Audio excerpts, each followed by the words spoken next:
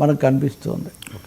Sir, మెట్ల కోసం విశాఖ ఉక్కు బలి, టీడీపీ ఎంపీల తీరుపై సిపిఎం ఆగ్రహం. సిపిఎం ఏం కాదండి, అందరూ కూడా చేస్తున్నారు, కార్మిక సంఘాలు అన్నీ చేస్తున్నాయి. మళ్ళీ అదొక సమస్య, ఎందుకంటే అన్ని పార్టీలు ఉన్నాయి. బట్ నిన్న వాళ్ళు చేశారు, వాళ్ళు చేయడానికి ఒక కారణం ఉంది. రాష్ట్ర మంత్రి భరత్ ఎంపీలను కూడా తీసుకొని ఢిల్లీ వెళ్ళారు. ఢిల్లీ వెళ్ళి మిట్టల్ కర్మాగారానికి ఇనుము ఖనిజం మీరు జాగ్రత్త చేయాలి, దానికోసం మీరు చర్యలు తీసుకోవాలని ప్రత్యేకించి అక్కడ వినతి పత్రం ఇచ్చి వచ్చారు.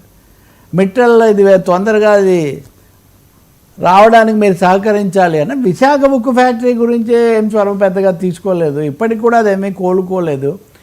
రెండవది, మిట్టల్కి అంతకంతకు కూడా భూములు పెంచుకుంటూ పోవటము నక్కపల్లి దగ్గర జరుగుతున్నది. దీని మీద ఒక తీవ్ర నిరసన కూడా వస్తుంటే దీన్ని ఏమాత్రం ఖాతరు చేయకుండా ఒక ప్రైవేట్ ఉక్కు ఫ్యాక్టరీకి క్యాప్టివ్ మైన్స్ సొంత గనులు కేటాయించమని చేయడానికి ఇంత హడావుడి మీకు ఏమొచ్చింది అనేది వాళ్ళు తీవ్రమైన ఆందోళన.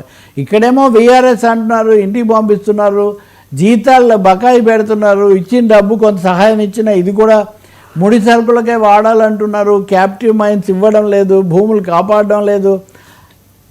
విశాఖ ఉక్కును వదిలేసి రానటువంటి మెటల్ ఆర్సల్ మెటల్కు మీరు ఎందుకు దాని మీద శ్రద్ధ పెడుతున్నారు? మీరు చాలా అన్యాయం చేస్తున్నారు. కావాలని మెటల్ ప్రయోజనాల కోసం ప్రజలకు సంబంధించిన ఉక్కు ఫ్యాక్టరీని బలి చేస్తున్నారని నిన్న ధర్నాలు నిరసనలు అన్నీ కూడా తెలిపారు. అంతకుముందు అరెస్టులు కూడా చేశారు. దీని మీద ప్రభుత్వం నుంచి సమాధానం లేదు. ఈ మధ్యకాలంలో మీరు చూస్తే చాలాసార్లు నాయకులు విశాఖకి వెళ్తారు, అనే కార్యక్రమాలు చేస్తారని ఒక్కరు కూడా ఉక్కు ఫ్యాక్టరీ సందర్శించి దీని అభివృద్ధి కోసం పలానా దశ జరిగింది లేదా ఒక స్తబ్దుగా ఒక సబ్డ్యూడ్గా లోకీలోనే దాన్ని నడిపిస్తూ ఉన్నారు. కాబట్టి ఇప్పుడు ఒక మెటల్ వర్సెస్ ఆర్ఐఎన్ఎల్ అనే ఒక ఫినామినా, ఒక సినారియో అక్కడ వచ్చింది. అప్పుడు ఐఏఎస్ అధికారిగా ఉన్న ఆయన శర్మగా కూడా దీని మీద లేఖ రాశారు. వాస్తవంగా ఇవి ఇచ్చేటటువంటి రకరకాల భూములు ఇవన్నీ ఇచ్చేటప్పుడు ఈ ఉత్తరాంధ్ర పర్యావరణం ఈ విషయాలన్నీ కూడా మీరు దృష్టిలో పెట్టుకోవటం లేదు. ఒకవైపున ఫార్మా యాక్సిడెంట్స్ ఇట్లాంటివి కూడా చాలా ఎక్కువగా జరుగుతున్నాయి. కాబట్టి మిట్టల్కు ఆఘ మేఘాల మీద ఏదో ఇచ్చేయాలి అని. ఇంకొకటి కూడా ఉంది, ఆ మందస ప్రాంతంలో కార్గో ఎయిర్పోర్ట్ అనే ఒకటి తలపెట్టారు. ఈ కార్గో ఎయిర్పోర్ట్ కూడా బహుశా ఇలాంటి ప్రయోజనాలు ఇవన్నీ వాళ్ళ దృష్టిలో ఉంటాయి.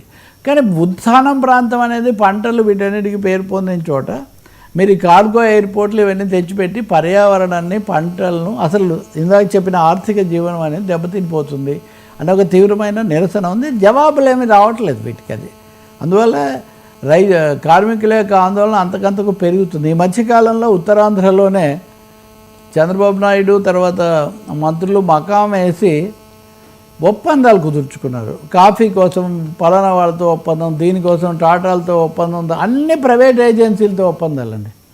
ఒక్క విషయంలో కూడా గిరిజనులకు సంబంధించి ప్రభుత్వ బాధ్యతగా లేదా ప్రభుత్వము ఆ శాఖలు ఇవి చేస్తాయన్నది ఏమీ లేదు. కొన్ని రోజుల కిందట పవన్ కళ్యాణ్ ఇక్కడ అభివృద్ధి కోసం చేయాలి అవి ఆయన చెప్పినప్పుడు జరిగింది. ఇప్పుడేమో మొత్తం ప్రైవేట్ పరం అయిపోతూ ఉంది అని. సో ఉక్కు ఫ్యాక్టరీ దగ్గర నుంచి, ఉత్థానం భూముల దగ్గర నుంచి, ఏజెన్సీ ప్రాంతంలో ఉన్నటువంటి గిరిజనుల యొక్క జీవన రంగాలన్నీ కూడా ప్రైవేట్ పరం అయిపోతున్నాయి. ఇది చాలా ఆందోళనకరమన్న నిరసన, బాధ అక్కడి నుంచి చాలా ఎక్కువగా వ్యక్తమవుతుంది. సార్, వ్యాసం దేశద్రోహం కాదు, సుప్రీం